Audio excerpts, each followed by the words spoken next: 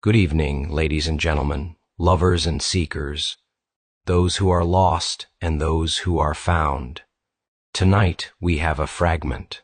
The headline of this short fragment reads, "A good password." The body reads as follows. A good password is a strong combination of liars and thieves. Let's get started. The fragment as a lockpick. A good password is a strong combination of liars and thieves. At first glance, it reads like a joke told by a tired sysadmin. The best lock is made of the very people it keeps out.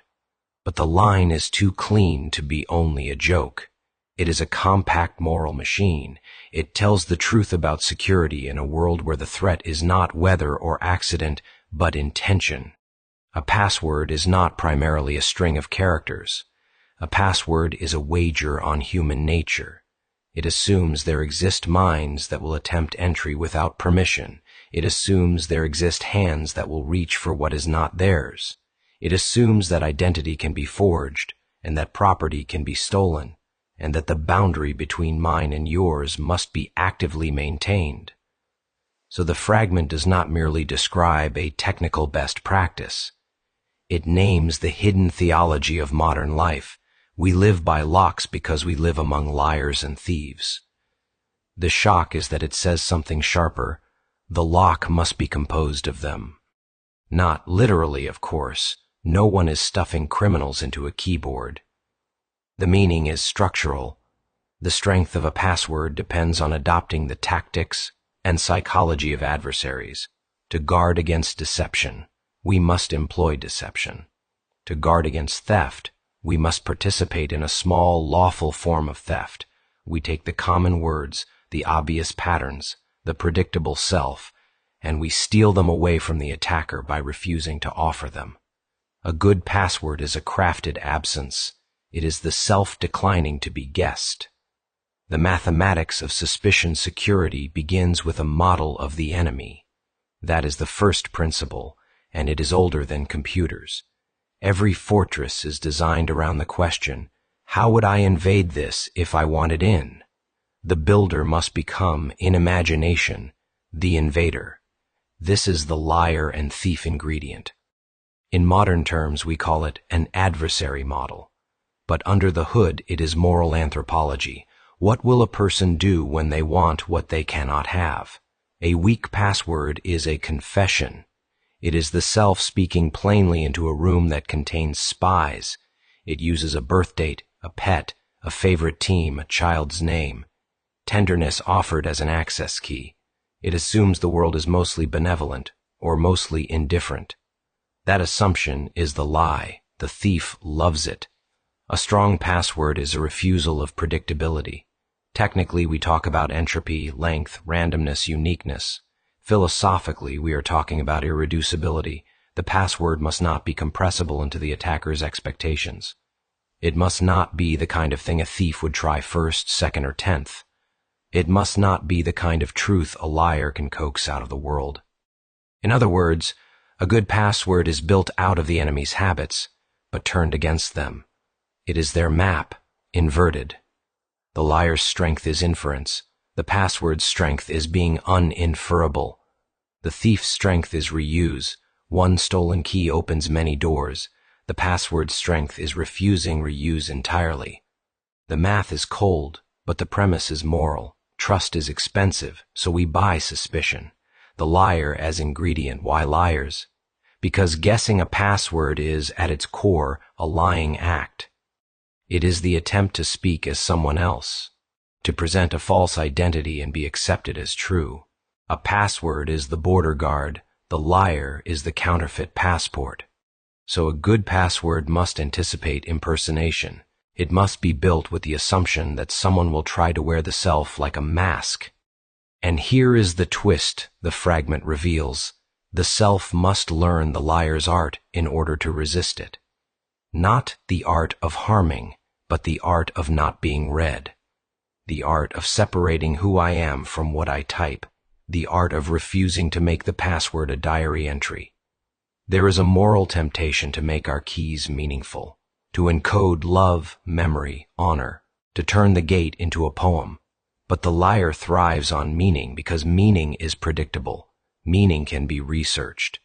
Meaning leaves a trail, social media, public records, casual conversation, the sympathetic coworker who just needs to reset something real quick. So the first liar we must recruit is the liar inside us, the capacity to invent something that does not reveal us. A good password is a practiced untruth about the self. It is not your story, it is not your name, it is not your beloved dead. It is a decoy. That sounds harsh, even unromantic. But it is also a kind of fidelity. It refuses to turn what is sacred into a vulnerability. It keeps the loved things out of the lock. The thief as ingredient. Why thieves? Because theft is not only the taking of objects, it is the taking of access. In the digital world, the valuable thing is not always the file, it is the permission to be you. Your identity is an asset that can be laundered like cash. The thief's craft is opportunism, taking what is easiest. And the easiest thing in password land is human habit. People reuse, people simplify, people pick what they can remember, people choose what they can type fast, people choose what looks like a word. A strong password steals back from habit. It steals ease from the thief. It makes the thief pay in time and computation. It forces the thief to grind. In that sense, a password is a toll booth on the road of wrongdoing. You do not need to make theft metaphysically impossible. You need to make it economically irrational. The thief is a cost-benefit creature. Raise the cost. So the thief ingredient is the cold-eyed realism that asks, what would be the cheapest way to rob me? And then answers, I will not offer cheapness. The password becomes a small tribute to the old world's wisdom.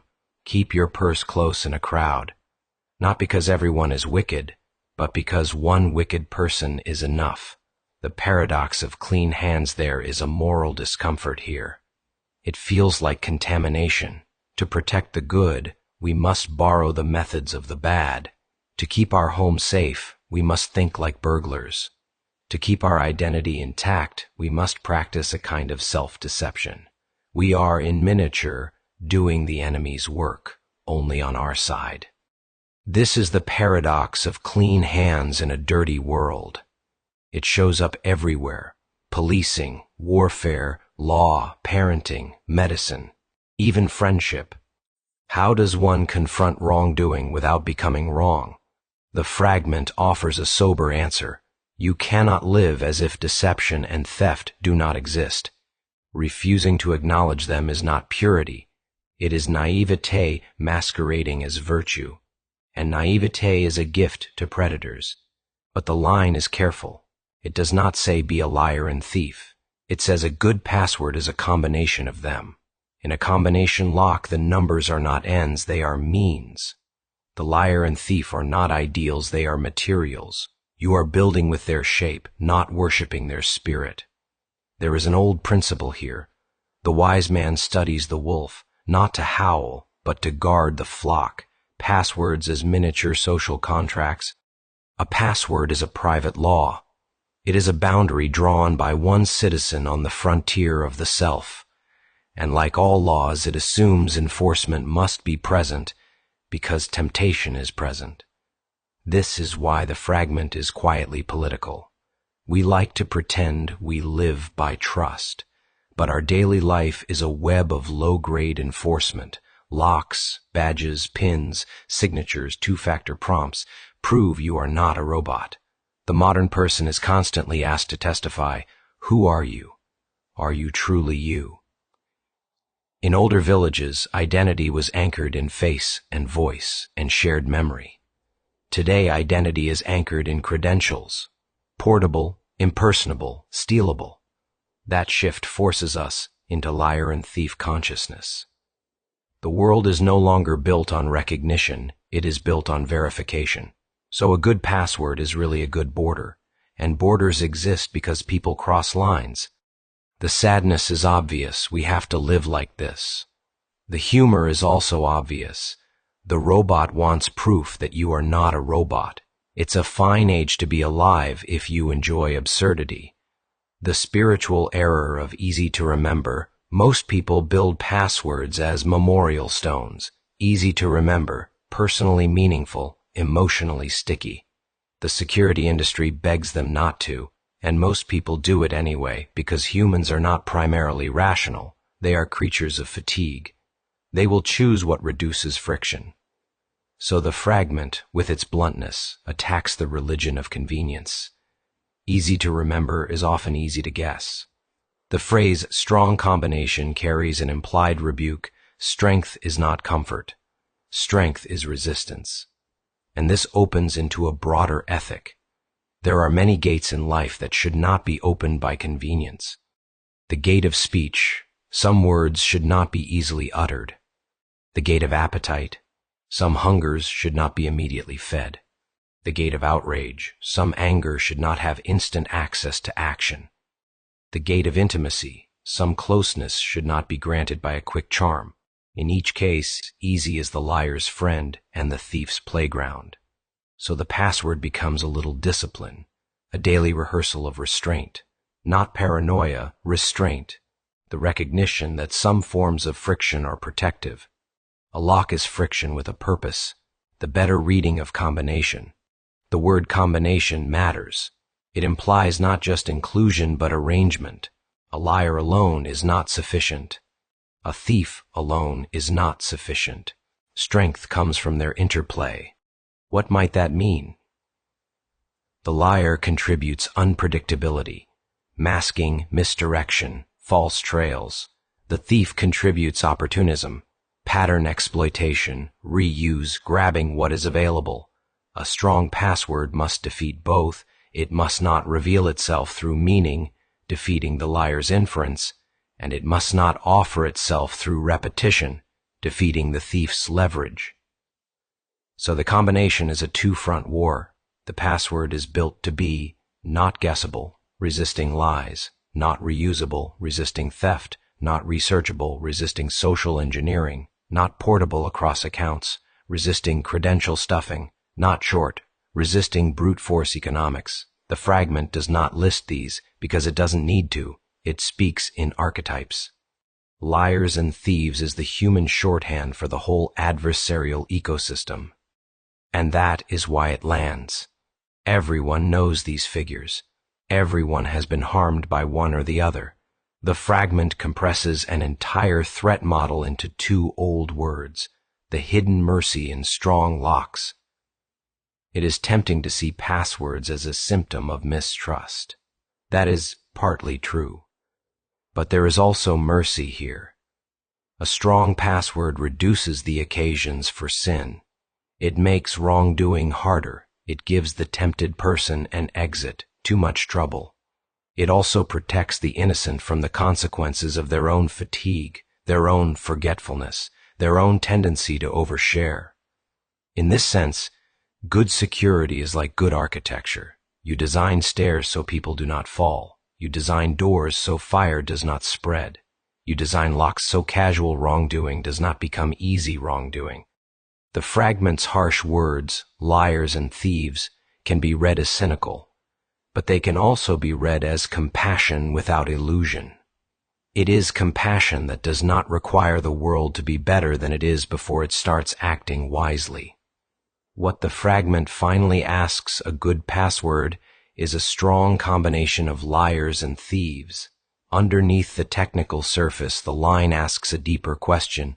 What does it mean to live well in an adversarial world?